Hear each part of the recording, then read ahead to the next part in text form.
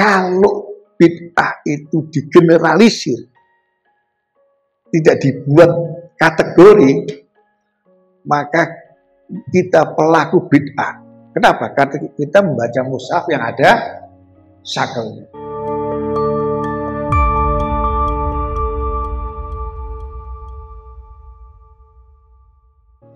Yang kedua, saudara dan saudari sekalian, hari ini mushaf Utsmani atau mushaf yang kita baca, yang tadi barusan kita dars bersama setelah sholat maghrib, itu dulu ketika Sayyidina Abu Bakar memerintah, lalu banyak sahabat, terutama yang paling keras itu Sayyidina Umar bin Khattab, mendorong Sayyidina Abu Bakar untuk melakukan kodifikasi Al-Quran. Tidak mau ditolak, karena khawatir Nabi tidak melakukan.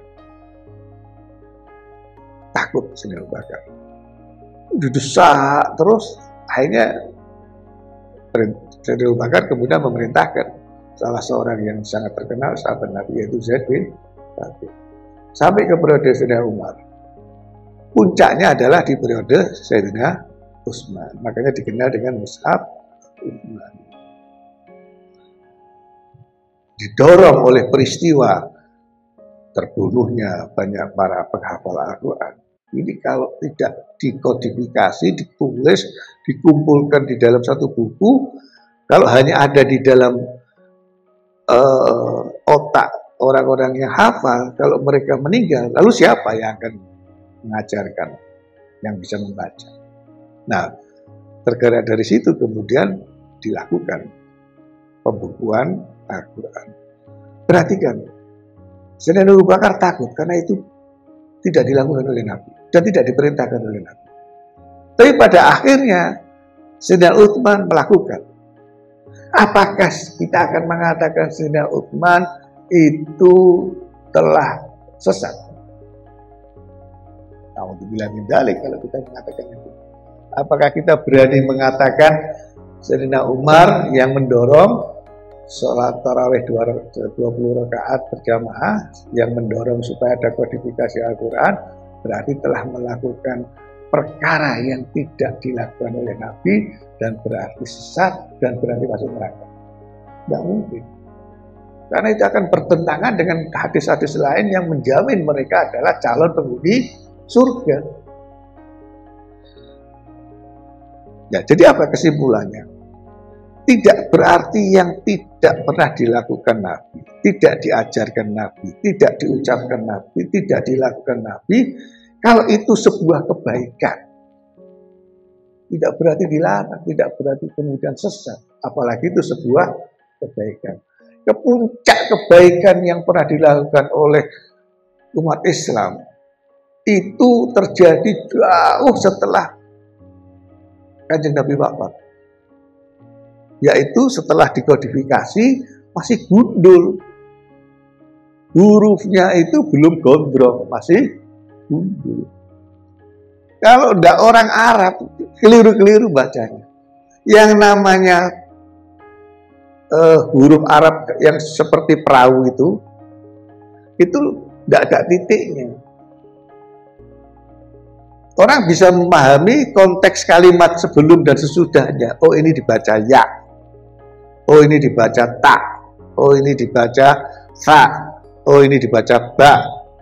Titik itu muncul setelah puluhan tahun Kanjeng Nabi wafat, di masa kekhilafahan Umayyah. Tadi Umayyah kasih titik satu di bawah ba. Ya, dan itu menjadi kesepakatan global. Tidak bisa ada kemudian bikin sendiri kalau titik satu di bawah dibaca tak, malah kacau. Itu puncak dari bid'ah. Tapi apa? Untuk sebuah kebaikan yang universal. Ya. Tidak hanya orang Arab yang bisa membaca. Bahkan perintah membuat syakel, gundul-dul.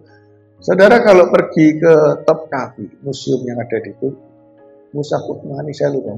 Mushaf Utsmani itu kemudian dibuat berapa mushaf.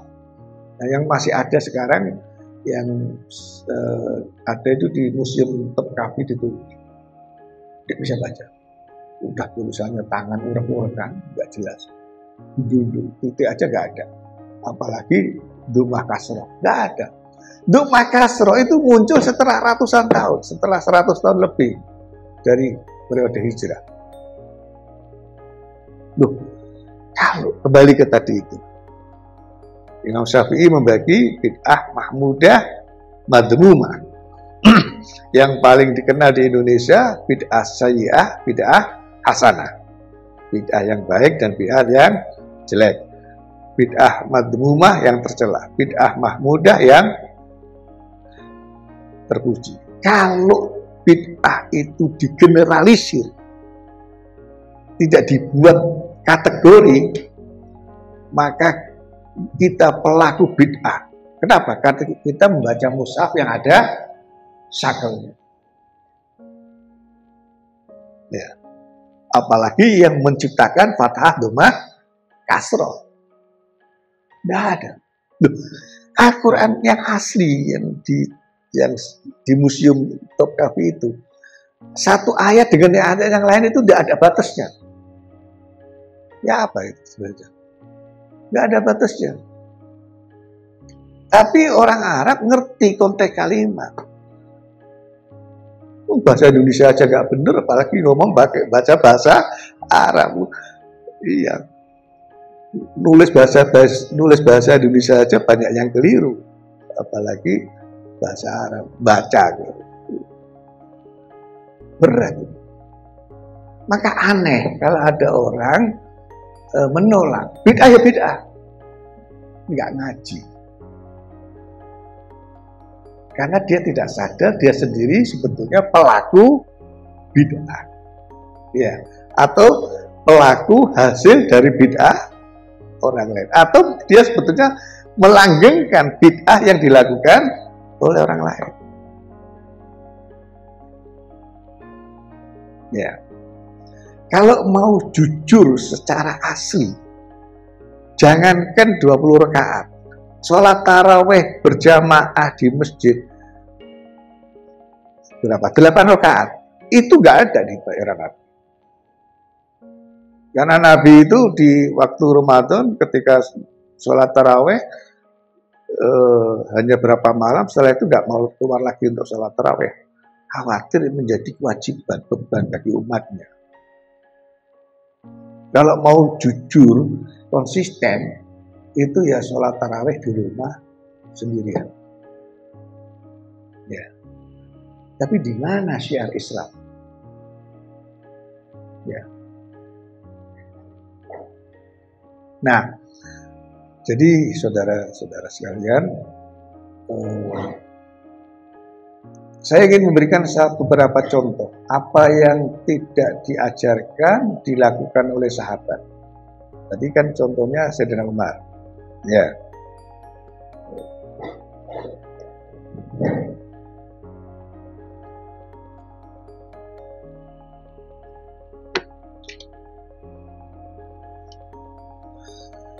Di dalam Sahih Bukhari nomor 5736 diriwayatkan,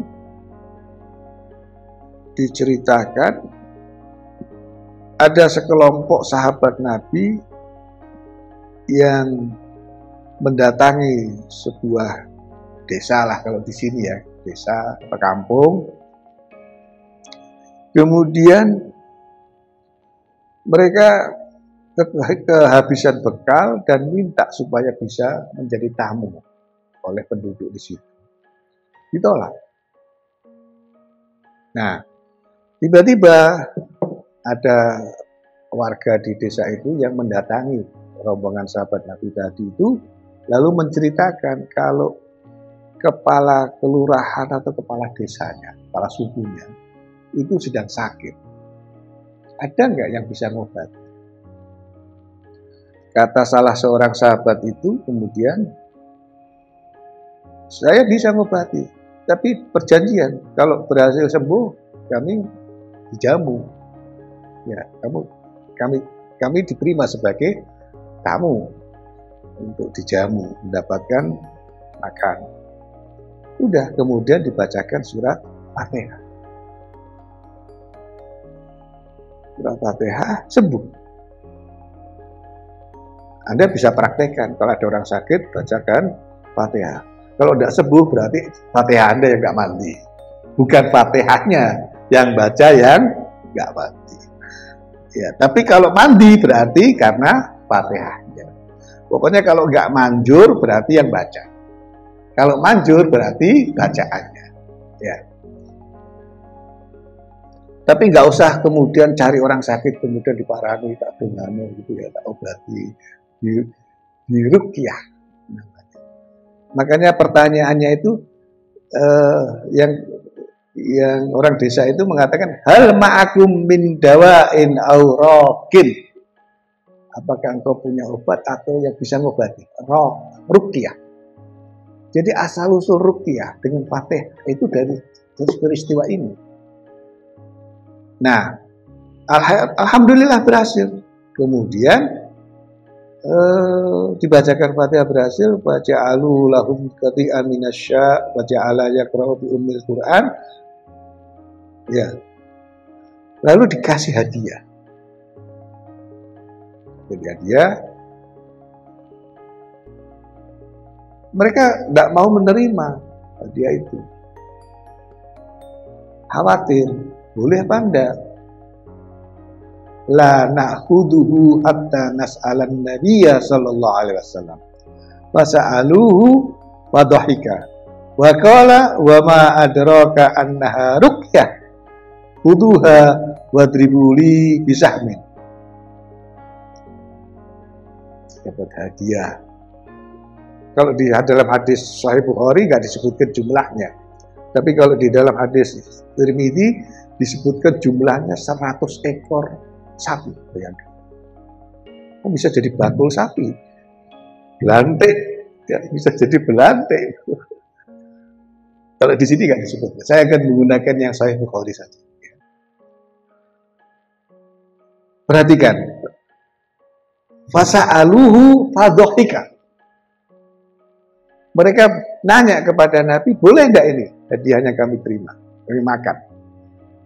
Nabi tersenyum. Wadhahika itu sebetulnya tertawa. Tapi nggak mungkin. Tertawanya Nabi itu tersenyum. Tidak seperti kita. Kalau tertawakan sampai terbahak-bahak, sampai sakit perutnya. Tidak. Karena Al-Quran mengingatkan, nggak boleh tertawa seperti itu. Iya. Artinya apa? Respon Nabi itu tidak kemudian aku tidak pernah perintahkan kau. Aku tidak pernah memerintahkan engkau untuk melakukan pengobatan. Rasulullah SAW tidak hanya tersenyum, tetapi bahkan bersedia menerima bagian yang akan dimakan oleh para sahabatnya itu. Bersedia menerima bagiannya. Kata kunci, bid'ah memang bisa sesat. Tetapi tidak semua bid'ah akan menjadi sesat. Ketika hal-hal baru, perkara-perkara baru di dalam agama masih berada di dalam koridor syariah, masih ada dasar hukumnya melakukan itu, masih ada ajaran yang diberikan oleh Nabi, perintah yang diberikan oleh Nabi, itu sebuah kebaikan, menjadi bid'ah hasanah.